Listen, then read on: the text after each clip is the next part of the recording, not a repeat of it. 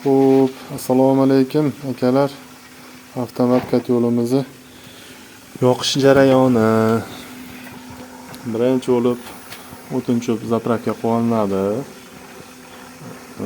Qog'oz bilan ilashtirib, o'sha cho'q hosil qilib olingandan keyin bir lapatka, 1,5 lapatka atrofida ko'mirimizdan sovib olamiz. Shu og'zidan. Undan keyin yo'limizni to'kilab olib yoqamiz.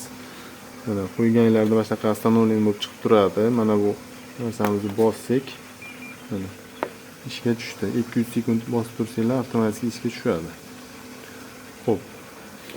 Bu yerda nasosni mana ventilyatorda yoqish, o'chirish. Buni yana bitta bosasiz, mana mo'shnisi chiqadi. Bunda ko'tarsangiz ko'tariladi.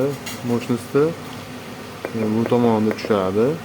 Shuna qilib ko'tarib qo'yaverasiz. Mana biz hozir 14 ga qo'yib qo'yapmiz. Bu orqaga qaytib chiqib ketish.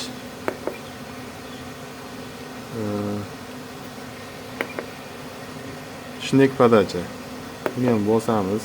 Mana ishlash hozirgi oktyabr havosiga 5 sekund ishlaydi, 180 sekund dam oladi.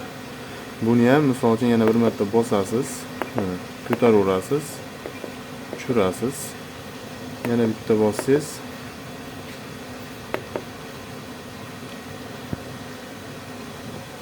%180 gradus, 180 sekund turadi. Bunda ham misol uchun tushirasiz.